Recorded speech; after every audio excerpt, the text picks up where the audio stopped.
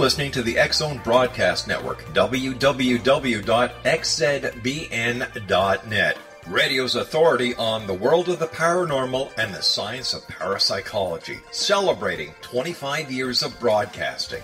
Broadcasting around the world and to the great beyond.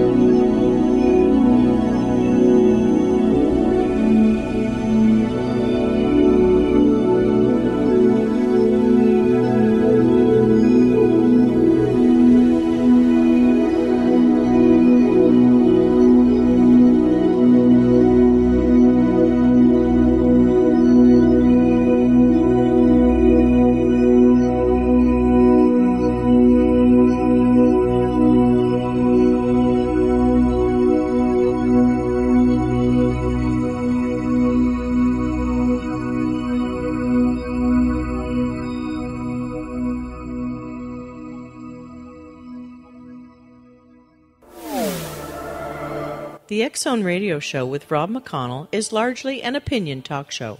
All opinions, comments, or statements of fact expressed by Rob McConnell's guests are strictly their own and are not to be construed as those of the X-Zone Radio Show or endorsed in any manner by Rob McConnell, Relmar McConnell Media Company, the X-Zone Broadcast Network, its affiliated networks, stations, employees, or advertisers.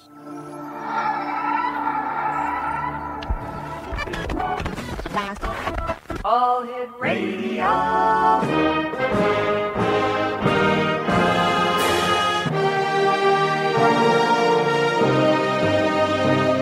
Welcome to the X-Zone, a place where fact is fiction and fiction is reality. Now, here's your host, Rob McConnell.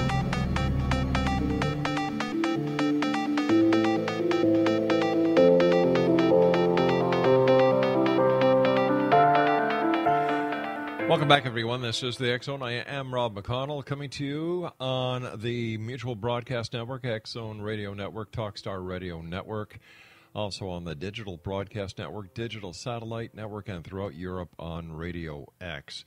Send me your emails. I love getting your emails, and I must say that some of you have strange senses of humor. Email xzone at xzoneradiotv.com on all social media sites, X-Zone Radio TV. And you can always find out what we're doing in the past, or what we did in the past, I should say, the present and the future, here on the radio show at xzonerradio.com. My guest this hour is J.P. Doyal. He was born in a small city named Pasadena, right outside of Houston, Texas. It was here where he would find an interest in all things weird and unusual. After the death of his mom in July of 2008, J.P. found himself wondering what happens after this life. So, being a 14-year-old curious teen, he purchased a digital recorder for the sole purpose of capturing his mother's voice. To his surprise, it worked.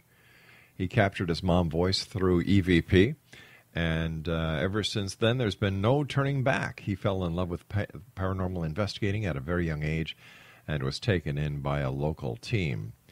Joining me now is J.P. Doyal. And J.P., thank you so much for joining us. Great pleasure talking to you. Thanks for having me on. Appreciate it. J.P., what else has happened in your life to keep you going, looking for something in the paranormal? What has that been? Well, ever after capturing my mother's voice, that's something that you just can't turn your back on. And the craziest thing, is the tone of her voice. It was her voice exactly. She even said the name of my uncle in the EVP, telling him that she had missed him. Wow. That's been my sole driving now. I know that there's something after this life, and I just need to find out more answers from just doing more investigations and trying to see what is next after we pass on. How many investigations have you done to date? If I had to put a number on it, because unfortunately I don't just keep count, but Right. I would say at least 50, I would say. What has been your most compelling investigation? I mean, apart from hearing your mom's voice, and I can only imagine how wonderful that was. Yeah, it was wonderful. But so the first investigation I actually ever went on, I guess the first ever official investigation that I went on, I went with that local team, and we went to a abandoned hospital. They had a little meetup group there. Me being only 15 at the time, I went. I actually saw my first apparition in this hospital. They set a glow stick up at the end of the hallway, and this spirit really just acted on command. They would page for the doctor to go to the operating room, and you would see his shadow pass that glow stick on the back wall. It was phenomenal. That image stays in my head. So it being my first investigation, my first true official investigation at such an active location, I would have to say, besides hearing my mother's voice on EVP, that one definitely tops the cake. Wow. Why do you think there's so much skepticism still out there when it comes to what investigators like yourself and other investigators around the world have found as evidence to the paranormal? I think a lot of the skepticism derives from a lot of people are the type of people that seeing is believing. I know I was that type of person as well. I always had more of an interest in it, and I was always more fascinated by the idea. But some people, there's just different people have different interests, and without actually seeing it, I'm guessing that's probably the main reason. But I find it very funny is that even skeptics, you can tell them this place is haunted. Go sit in this hospital room for an hour, and most of them will be scared. They're fearful. But why are you so fearful if you're a skeptic? So I think deep down inside, it's kind of just programmed in us, maybe on a more primitive level, that we know that there is something more to this life. And we'll find out more on the other side of this break. JP Doyal is our special guest. You can find out a whole bunch about JP by going to the YouTube channel and typing in Just Paranormal. It's that simple, and we'll both be back on the other side as we continue here in the X Zone from our broadcast center in Hamilton, Ontario, Canada. Don't go away.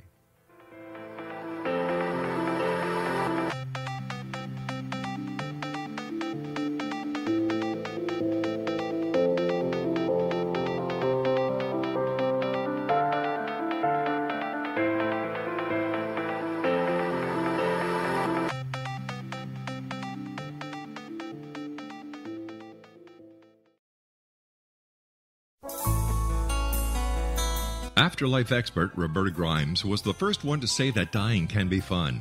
Now her best-selling book, The Fun of Dying, is available in stores worldwide. So if you wonder whether death ends life, how it feels to die, or what heaven might be like, The Fun of Dying was written for you. And if you have always been afraid of death, or if you worry that your life has no meaning, let The Fun of Dying ease your fears and bring new meaning to your life. Nothing said in The Fun of Dying is based on the teachings of any religion. Instead, Roberta draws on evidence to explain how death happens, how it feels, and what comes next. A lot of the best death-related evidence was produced in the first half of the 20th century. When it is put together with recent discoveries, it tells a consistent and amazing story. Roberta Grimes blogs and answers questions at robertagrimes.com. Her wonderful book, The Fun of Dying, is available on Amazon and at stores worldwide wherever books are sold. You're listening to the X Zone Broadcast Network, www.xzbn.net.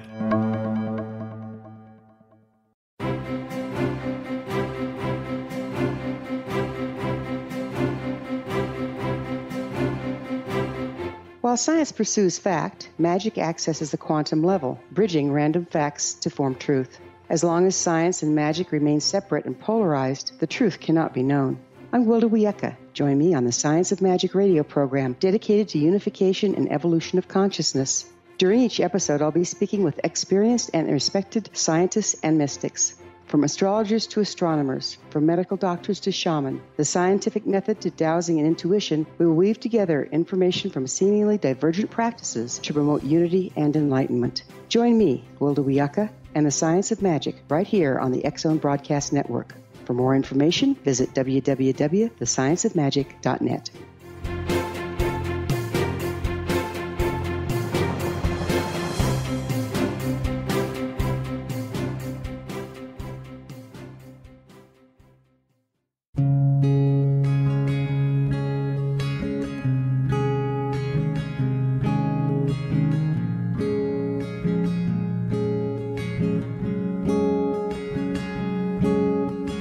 Linnea Starr began to demonstrate a metaphysical connection to the spirit world as a little girl. Her family noticed the connection, but it was a great-grandmother who told the family that Linnea was indeed gifted. The great-grandmother, who was also gifted, felt that Linnea had indeed inherited these attributes. It has been noticed that oftentimes such things are passed down through the generations. Linnea was also born with a caul, a thin white membrane across a newborn's face. Legend has it that if the baby is born with this caul, the child will have second sight, or what we call psychic abilities. Linnea Starr does past, present, and future, and has the gift of prophecy.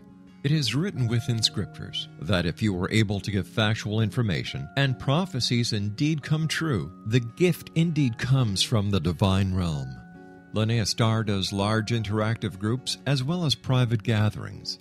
For more information on Linnea Starr or to contact Linnea for a one-on-one consultation, visit her website at www.linneastar.com. That's www.linneastar.com.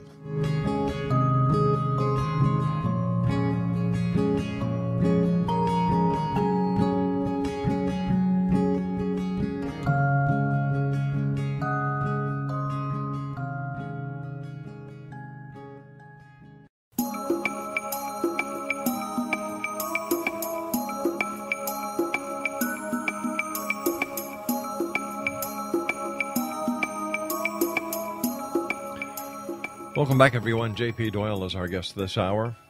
And you can find all about JP if you go to YouTube and type in the search engine, Just Paranormal.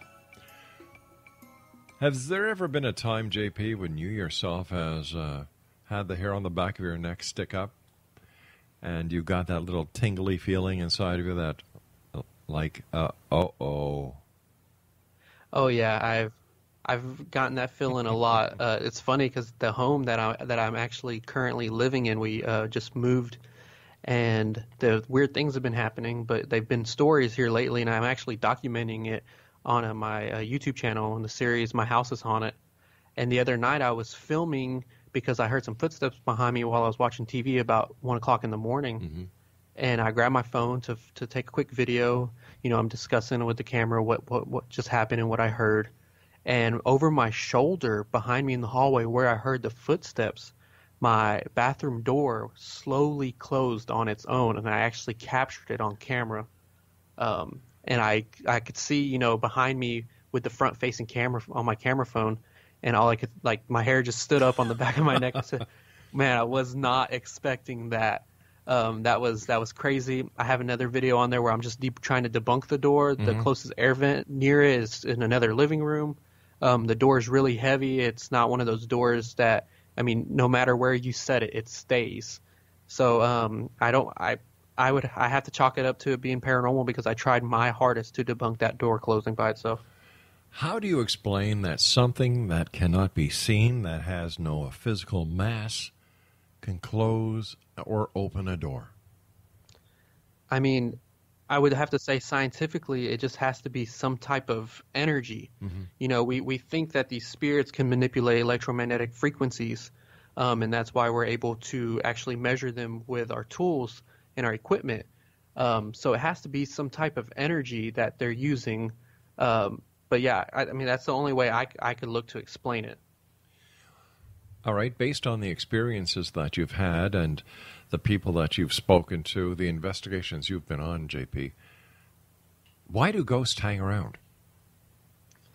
I think me being a Christian as well, sometimes I get looked at and and they're saying, how can you be a Christian and also believe in spirits?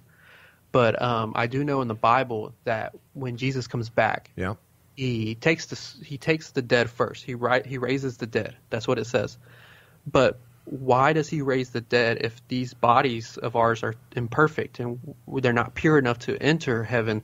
Where are we? I think that we're kind of lingering around, waiting, and that's whether or not it's a place that's familiar to you, the last place that you passed on.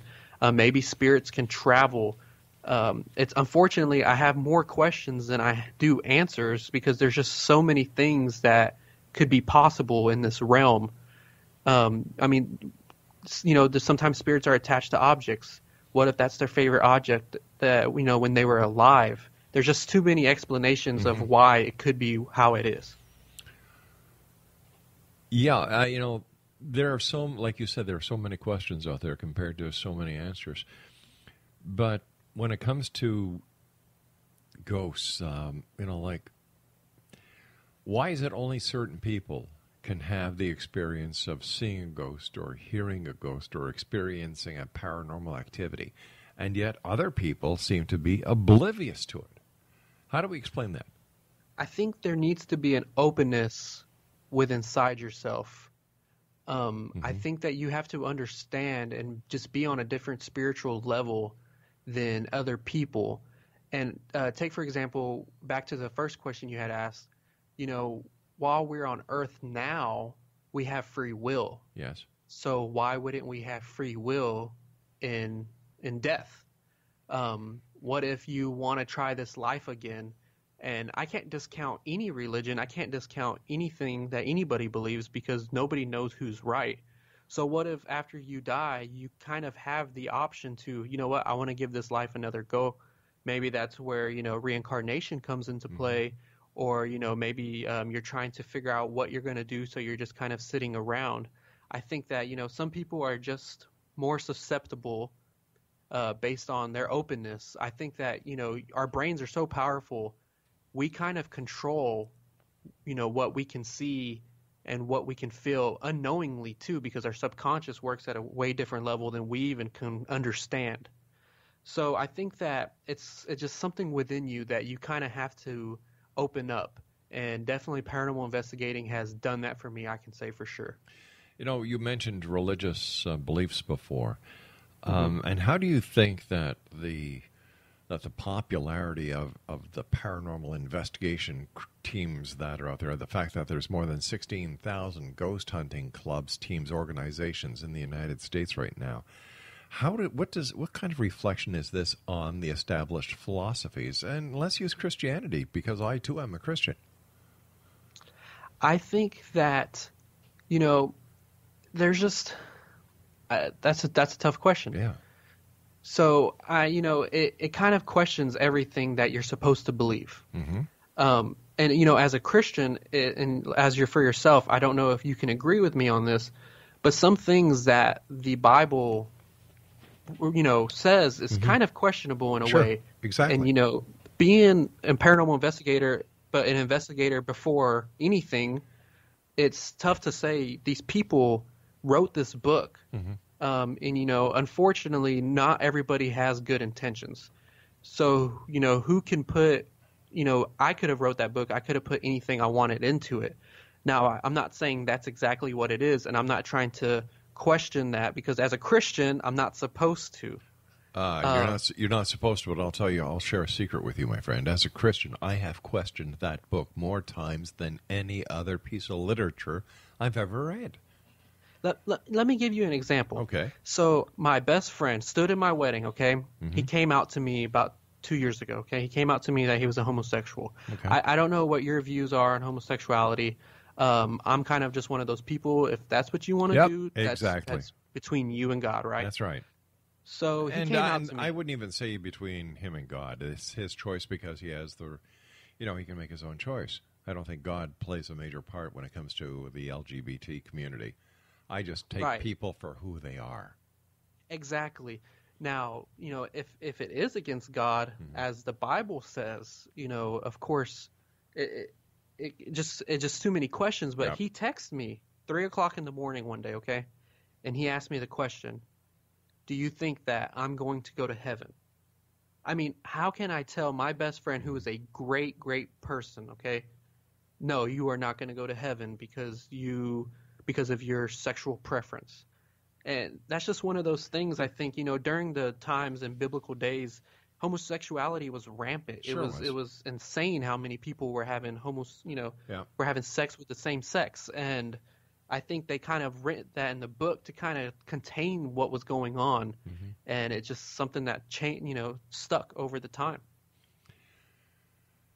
You see, I look at the Bible a little different than I would say anybody else does. I'm Okay. a dad. I've got 6 children. We have 9 grandchildren. And I look at what God did to his children in the Bible. And if that isn't child abuse, I don't know what the hell is. Right. He had Sodom and Gomorrah. Boom, gone. You had the Egyptians that were drowned in the Red Sea. You had this massive flood that happened on earth, and only one family was saved. Now, if God was the Father and the Creator of all, how many of his own children has he killed?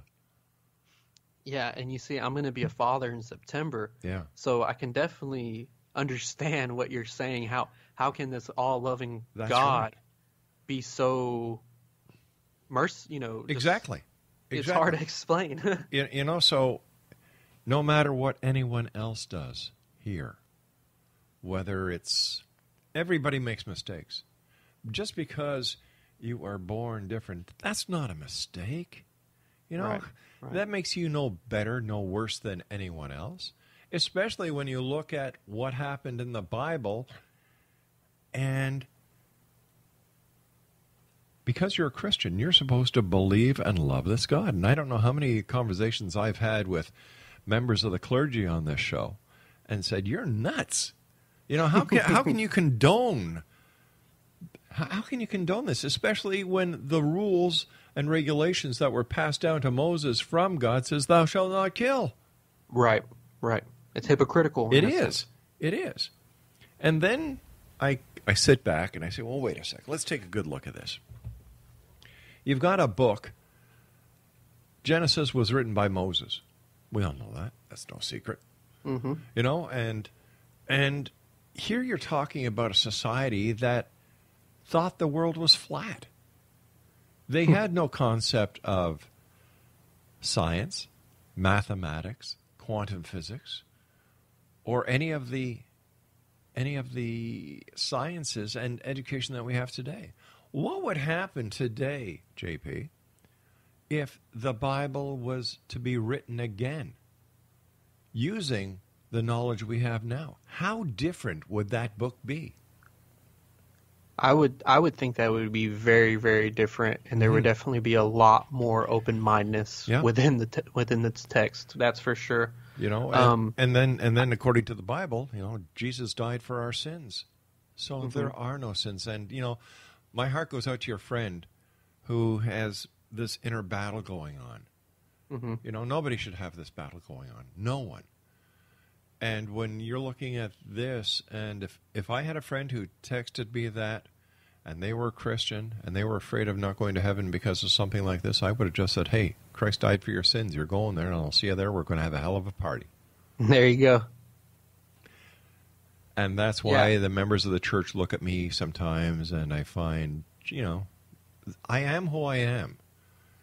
And it's unfortunate. I was very, very active in the church at a young age. In my teens, I thought that ministry was going to be the route that I actually took. Yeah. But people with power-hungry motives within the church is another reason why I just don't go anymore. And I'm not knocking church. I think church is a great thing, and church is needed. That's for sure. It is. Especially these times, my friend. You and I have to take our news break. JP, it's great having you on the show. Please stand by. We'll be back on the other side as we continue this very interesting conversation with JP Doyal. Don't forget, you can always check out JP on YouTube. Just go to YouTube and type in the search engine, Just Paranormal. You won't be disappointed. I'm Rob McConnell. This is the X Zone. JP and I return on the other side of this break. Don't go away. And if the Pope calls, I'm not taking his call.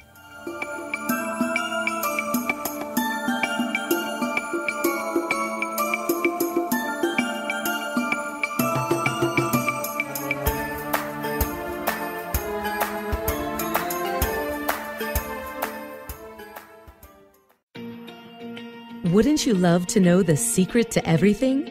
Well then, meet Dr. Kimberly McGeorge and her cutting-edge breakthrough knowledge that combines science with possibility. Dr. Kimberly brings real-life answers and healing to those open to alternative solutions. She teaches solution-based programs and classes that will change all areas of your life forever. Specializing in conscious creation, intuitive readings, and energy medicine, you can rapidly shift health, relationships, business, and money and abundance challenges quickly. Receive her best-selling book, Secret to Everything, at no cost by going to secrettoeverything.com/X-Zone. That's right, transformation can start now. Just go to secrettoeverything.com/X-Zone and receive Dr. Kimberly's book for free. You're listening to the X Zone Broadcast Network, www.xzbn.net.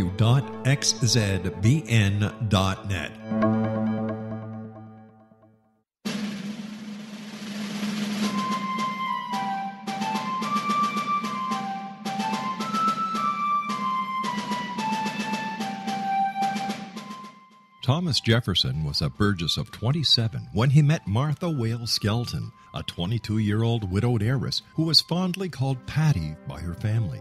They were married on January the 1st, 1772, and they took up residence in a cabin on the building site on top of a Virginia mountain that Thomas had named Monticello. As Thomas and Patty slowly built their first version of the great house at Monticello, the Revolutionary War was heating up.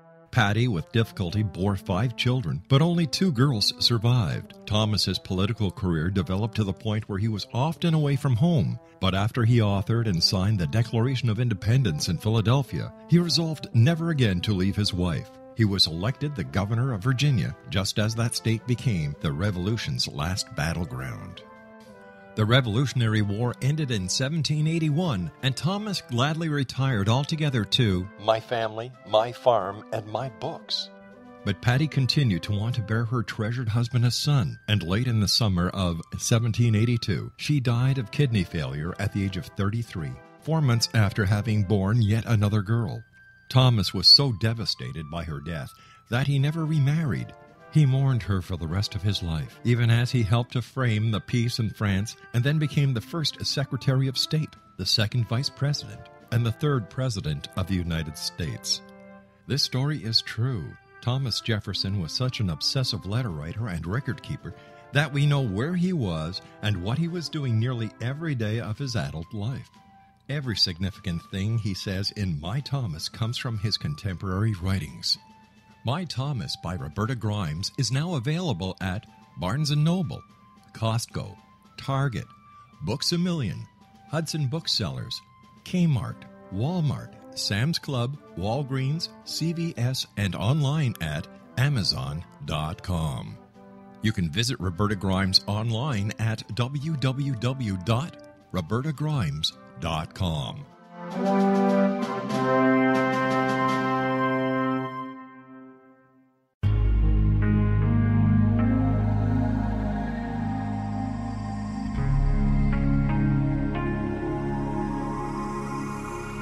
The scientist and the mystic have been on an age-old, relentless search with one thing in common. They seek truth. Their paths converge in the 40,000-year-old practice of shamanism, an ancient science delving to the quantum level of life, facilitating healing, manifestation, and evolution.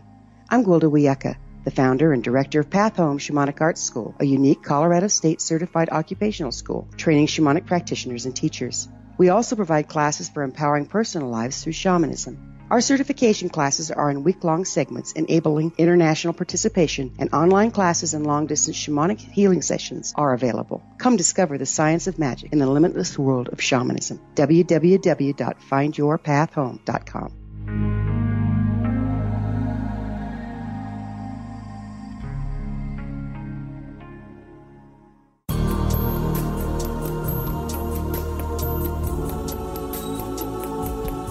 Unwilling to be the government's deadly assassin, gifted psychic Kahara Mitchell went AWOL and ended up buried under rubble in the wake of a great tsunami. She regained consciousness far from Earth on the medical ship of a Daguerrean intergalactic fleet. Has she been rescued or abducted by aliens? The Chalice of Carrie, Kahira O'Donnell's latest paranormal science fiction romance, is the passionate story of an Earth woman and her destined mates, twin kings from another galaxy. Kahara uses her gifts fighting alongside Lords Ram and Ra in a war that will determine the destiny of galaxies. The Chalice of Carrie by Kahira O'Donnell is now available at KahiraO'Donnell.com or at Amazon.com.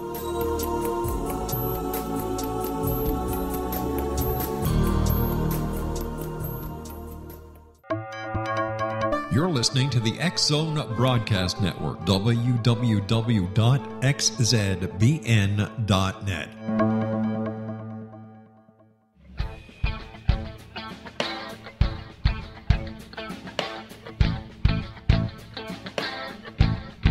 What happened in Benghazi is revealed by Nicholas Genix, author of Obama, Islam, and Benghazi. He informs the American people that President Obama deceived them by advocating a strong foreign policy prior to the 2012 presidential election, and Hillary Clinton supported this deception. As the title infers, there is a connection between Obama, Islam, and Benghazi. Ample evidence informs Americans that Obama's early indoctrination in the Quran developed an affinity for Islam, why the Quran is the source of discontent in many countries, and why the Obama foreign policy deception led to poor military action and caused the loss of American lives in Benghazi. Genix provides 36 questions for the Select Committee on Benghazi to validate if Americans are justified to mistrust President Obama and Hillary Clinton. An overview of Obama, Islam, and Benghazi is presented on the website www.futureofgodamen.com. That's www.futureofgodamen.com.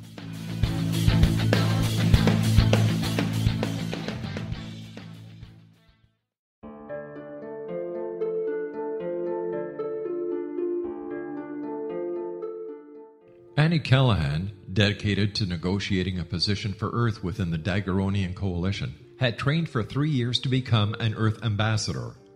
Yet, the very eve of her arrival at the capital ruling planet, she is claimed as destined mate to an oversized, mating-maddened vamp who swears he will never release her.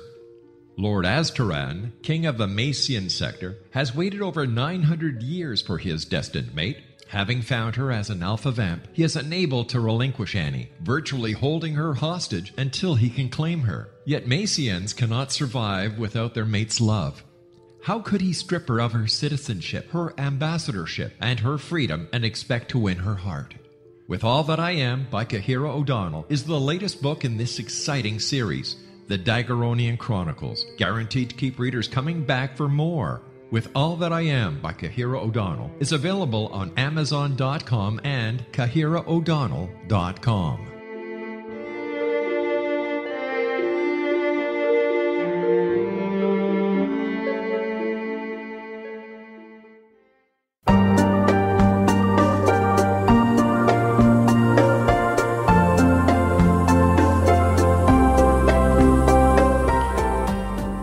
Welcome back, everyone. JP Doyal is our special guest this hour. To find out more about JP, he has a great YouTube channel. Just go to YouTube and type in Just Paranormal. JP, I understand that you've got a project you're really excited about. Yeah, we actually just filmed it this last week, and it just came out Thursday. Yeah, it was great. What we did was we got 2 unsuspecting participants, and we placed them in a location that has been open since 2003. It has no paranormal activity whatsoever. There's no haunted history, nothing. We fed them a false backstory We even got 3 actors to come out and give them false and fake experiences. And we placed them in this location, and they were thinking they were doing an investigation as special guests with our team. And we were actually filming and trying to experiment whether or not the human mind is actually powerful enough to create some type of activity that we can't explain. And I'll bet you it was a great success. You know what? It was. There were a couple things that kind of had me itching my head, and I was starting to think I was falling for my own experiment during one portion of the investigation. But you know, like all things paranormal, everything I do is real. Nothing's faked. Everything's 100% real. So doing this one time is not going to answer the questions that we have about this theory. But it is a step in the right direction. But people got to understand paranormal investigating is not exciting as it is on TV. Yeah. Sometimes things don't happen. When people ask me, "Oh, I want to go with you. That sounds so much fun. I can't believe you do that. Let me come along." I tell them, "I'm gonna let you know you're gonna be sitting in a dark room for about 3 hours talking to the air." Okay. So I try to just instill that into people's minds before they go with me. But yeah, the experiment went really well. I want to just give a thanks to the participants because I know that it felt like a waste of time to them because they have no experience in paranormal investigating whatsoever. And I felt like that was key as well to the experiment. You'll have to let us know how it ends up. Yeah, for sure. You can go check it out now on my YouTube channel. It's already up there. Super. Why is paranormal unity so important? I think paranormal unity is very, very important, and that is pretty much why I designed this whole Just Paranormal brand. I wanted to create something that everybody could share their views, their evidences, their opinions on more of a mass scale. We have a green screen show where we just stand in front of the green screen. We speak about a viral paranormal video. We try to claim whether or not it's real or fake. But we do it with a little bit of comedy, make it entertaining. That way it's just not so dull and boring. And we have a segment that we call Paranormal Proof where we allow our viewers to send in their evidence, anything they captured, pictures, EVPs, video, anything of that nature. We let them send it in, and we just pretty much share it. I just wanted to create a huge network where paranormal investigators could share things. Because I know before this, I would do something. I would capture a great EVP, a great picture, and it would sit on my computer for years and nobody would see it. What's the point of that? So I just wanted to create something that, we could kind of unite to show the world that there is a science to this. It would be nice to be represented as an actual science to the world instead of something funny and a hobby that we just do, which it is a hobby, but, something that is taken more serious, I guess you could say. How do you think that the so-called reality shows are affecting true paranormal investigations? Are they a hindrance or are they an asset? I think at first they were an asset because they brought what we do into a light that nobody really knew about. If it wasn't for the TV shows, honestly, I would not have been interested. Sure. I would have never even known about it. I'm only 22 right now, and I was 14 when I started, so I would have had no clue if it wasn't for TV shows like Ghost Hunters and Ghost Adventures. But the problem, I think, is, one, there's too many accounts of maybe them faking it, which I don't know them personally, so I can't say that it's true, but there are stories to it, which I guess anybody in the light is going to have negative, reflections upon them. But I think that another thing is they make it more dramatic and scary than it needs to be. This field that we're in, it's so interesting. It opens your mind. It allows you to see the world in a whole different way. It's not so scary. I mean, sometimes you do run into things like when that door shut, it made my hair stand up, but it was more of I was caught off guard, and I immediately went to investigate it. I didn't run away and scream like a little girl, because that's what true paranormal investigators do. It's not just for entertainment. Now, with our green screen show, we're funny. We like to put on little skits that we like to do that are funny, just because we want to bring this genre, this whole field, more into a light that somebody can watch and enjoy without being so scared when they watch these type of things.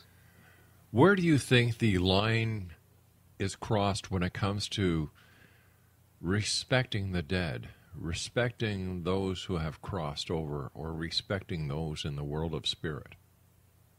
I can definitely say that if you're going into these locations knowing that these spirits aren't evil or here for bad reasons, and you're just trying to provoke angrily just to get responses out of them, it's wrong. You know, these were people before. If somebody just walked into your house and said, "Hey, make a sound for me, throw that off the table," blah, blah, blah, you know, you're going to get pretty upset, and you might be fighting terms there.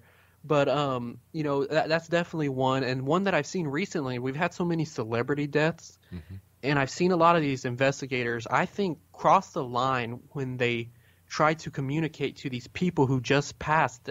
The families haven't even had a chance to mourn over them. You know, when I caught the EVP of my mom, you know, it was a while after I was mourned. I did all the grieving I could do. Then it was just more, I need to know answers. Where is she? And, you know, these people are trying to contact these celebrities so quickly after death. I'm talking hours. I think it's so disrespectful, especially to the families of the people. It seems that everyone wants to get that lead on the story. And unfortunately, in the media today, if it don't bleed, it don't lead. And sensationalism is a big part of the media that has turned it from news gathering to totally entertainment. I agree. It's unfortunate, to say the least, you know. Why do you think ghost, and I don't want to call them hunters, because when I think of something that's a hunter going after prey to kill it, and a ghost is already dead, I guess. And I really can't call them investigators, because they wouldn't know a true investigation if they tripped over it. Right. So why don't I guess I'll call them ghost hobbyists. Why do you think, you know, like, why do ghost hobbyists go into graveyards? You know, isn't that a little bit of disrespectful itself? I think so. I honestly don't go to graveyards much.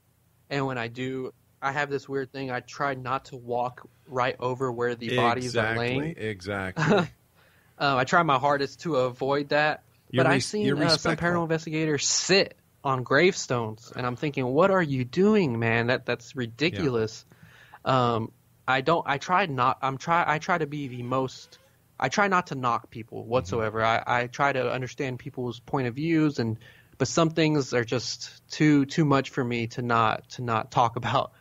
But I think that sometimes it just crosses the lines. And to be quite honest, for people that are interested in paranormal investigating, have never done it before, you really don't get much at graveyards in the first place. There's so much audio contamination. There's just so many things that play within it, and it just most of the time I don't even receive things at graveyards. The couple I've been to. What about orbs? What is your opinion on the reality of an orb? To say that orbs are not real and they aren't really what we believe them to be, is like a spiritual form of energy, is silly, because anything can exist in this world. Now, I do think most of the orbs that are captured on picture and on video, there could be a natural explanation for them: dust, bugs, etc. But there have been captures where people are using an ultraviolet camera, and they capture a huge ball of energy. I'm talking, I've seen a video on YouTube where this guy, I believe it was Andy Peel or Andy Kopic, I can't remember his name, but he captured a huge ball of light on an ultraviolet camera, and it was doing what he asked it to do. So I think that some orbs, why not? I mean, like anything else in this field, why not? So, what is your perception of reincarnation? Is it possible that we come back? Yeah, like I was saying earlier, you know, why wouldn't we have free will in the afterlife? Actually, I was traveling to Phoenix, Arizona this year. Big football fan. I was going up there to watch the Packers play Arizona Cardinals. And on the drive there, me and my buddy were talking, and he told me this story about how his best friend, his mom, when his best friend's brother passed away, and for hours he had his eyes closed and he was mumbling.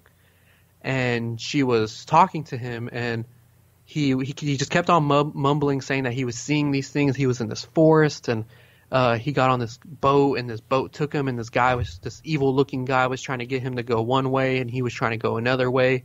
And the paramedics came and said that he had been dead for hours. So basically, she was speaking to somebody that was, by medical terms, dead.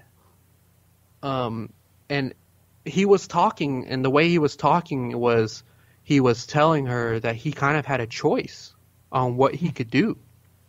So who's not to say is when we do die and we do realize that we're no longer part of this living realm, why wouldn't we have the opportunity to maybe try again?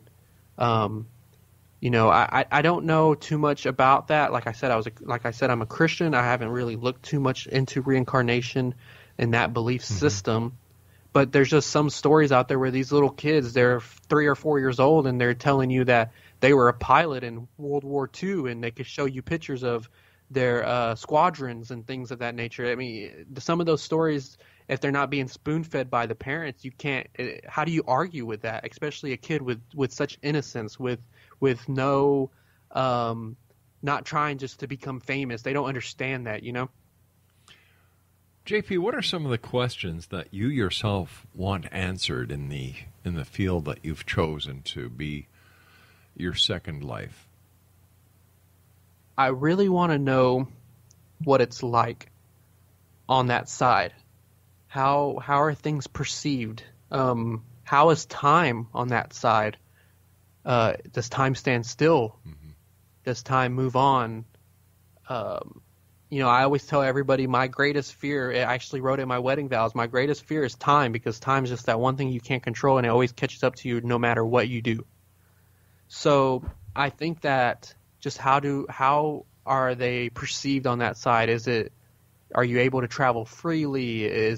Because the question of it being there is no longer a question for me, because I've encountered too many things to say that there isn't anything after this. Mm-hmm. So I guess it's more of what is it like to be there? How does it feel? Are we able to talk amongst other people that have passed on? I would say things like that. If we could ask more questions like that during EVP sessions, I think it would be great. Because, you know, we always ask these questions. Will you make a noise? Will you say your name? Will you do this? I wish people would ask more questions like, you know, what date, you know, what time period are you in now? Yeah. Things like that. What does your wife think about your escapade and your exploits as a paranormal / media person? She's 100% supportive. She's actually been with me on a couple investigations. She's not as involved and interested as I am, but she knows that, you know, there's something after this. But I would say 100% supportive. You know, sometimes it's hard. I stay busy, which I'm sure you know all about. I stay busy with filming and getting this channel going. We have, you know, our green screen show. We have a show where we talk about the videos the second time. We have our investigations. We have another segment called Just Think with Ambrose Vargas, and he talks more of our political things. He talks about the election and things like that. I'm constantly filming all week. I edit all week, and she's great. She supports me, and you know, there are some times where it's a little rocky. Can't lie. This route can be that way, but you got to remember, a happy wife, happy life, huh? Isn't that the truth? And if that doesn't work, Jack Daniels is the second best. Listen, speaking about the political arena, Ted Cruz, Carly Fiorina, Donald Trump, John Kasich, Hillary, and Bernie Sanders.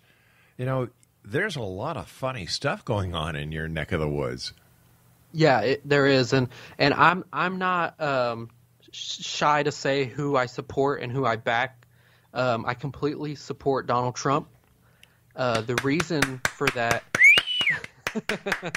I'm glad you're happy with that, because I didn't want to have to try to argue with you why I do. No, I agree with you 100%, young man. It's funny because when I actually went to go vote for him in the primary, I pulled up to the Republican side, and the volunteers working there, they told me Democratic side's on the other side, because I guess because I'm so young. And me and my wife looked at him and we said, "Oh, we know we're here to vote for Republicans." You know, I would consider myself an independent with conservative values. Right. I don't consider myself a libertarian, even though I really look up to people like Alex Jones and things like InfoWars and stuff. But I don't look at myself as a libertarian, because if somebody came out of that party that I don't agree with, I'm not going to vote for them. You know, there's some things that I wish Trump would fix a little, but I love his attitude personally, but I know that he has to kind of fix it in order to, I guess, please the masses. You see, what I see here is Trump proves the system does work. And this is pissing off people in Washington, left, right, and center. Because here you've got a guy who has never been a politician. And as far as I understand the Constitution, it's, you know, for the people, by the people, and so on and so forth. Trump is showing that anyone can become the president of the United States or run to be president of the United States, that you don't have to be a Washington insider like, you know, Ted Cruz, John Kasich, Bernie Sanders, and of course Hillary Clinton. And I've got a question. Maybe you can answer it. Since Bill Clinton had Monica Lewinsky when he was president, do you think Hillary should have an affair as well? If she does, it's probably be with a woman. We've got to I love this guy. We've got to take our final break. Please stand by, JP. Really great talking to you. Exo Nation, JP Doyal is our guest this hour.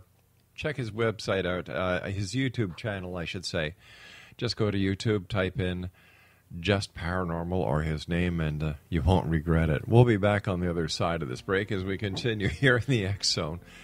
Give me a fork. I've got to poke my eyes out. I've got a vision of Hillary doing it. Little children aren't the only ones afraid of the dark. Millions of soldiers return from war zones with PTSD, anger, frustration, fear, and loneliness, much of which surfaces during the darkness of the night. You have the chance to change the lives of these American heroes. Songs and Stories for Soldiers.us provides free MP3 players for these men and women. With a list of 3 million songs in 16 different styles, 100,000 audiobooks, and 30,000 old-time radio programs, every veteran can find something to soothe and comfort them at no cost. All our players contain an 8-hour audio program designed to help veterans fall asleep. With 1,500 plus vets now participating, it's our goal to deliver 10,000 audio players this year. Go to our website at songsandstoriesforsoldiers.us. Help us help a veteran make it through the night.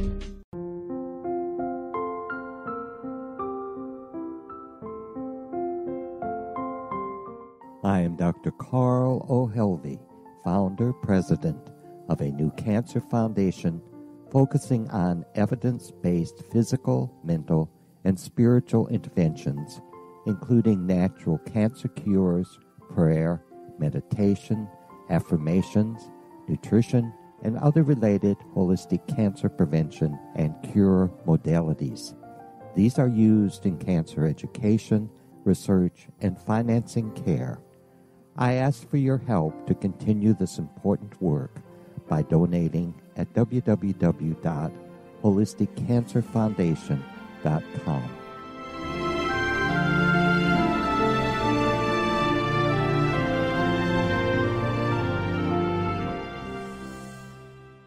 You're listening to the X Zone Broadcast Network, www.xzbn.net. If you enjoy reading a good mystery with a touch of the paranormal, then you'll love From Out of the Woodwork by William S. Peckham. Sean Kennedy, a Toronto contractor, buys derelict houses, guts them, and turns them into multi-family dwellings. When Sean buys 29 Livery Lane, a century house in ruins, and starts the renovation, the house fights back. He is visited by ghosts of owners past. His visions are triggered by touching an oak mantle, reading a faded letter, opening an old locket, or opening a brand new casket in the basement.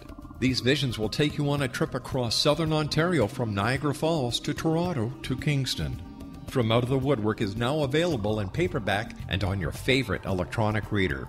To order your copy of From Out of the Woodwork, go to www.williamspeckham.com. That's www.williamspeckham.com.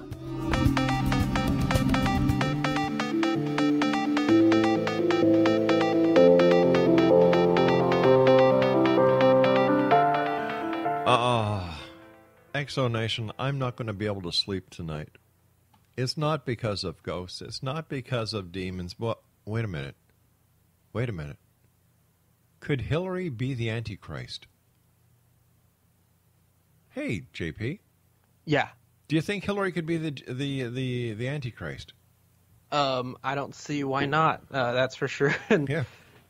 And you and I were joking during the break about Hillary's possible preferences. Maybe her and Monica Lewinsky. Wouldn't that be a slap in the face to Bill? I'm sure they could sell that video online if they needed to after they go bankrupt when Trump wins. Oh, I know, it's awful. I always thought that Monica Lewinsky should have been the spokesperson for a harmonica company. They could have been called the harmonica. She'll blow anything. Listen, funny. It's been great having you with us this hour. What are your final thoughts for the X-Zone Nation tonight? Well, first off, I just want to say thank you very much for having me on. It was fun. I had a great time. Just keep doing what you're doing. Some people get discouraged along the way. If you're small and nobody's really watching your stuff or listening to you, just keep on going. You got to jump off the cliff. Yeah. And you're going to eventually land sometime. And you may change somebody's mind, and that's all that matters. And when you look down the road. And don't forget, X-Zone Nation, it's not the fall that kills. It's the sudden stop.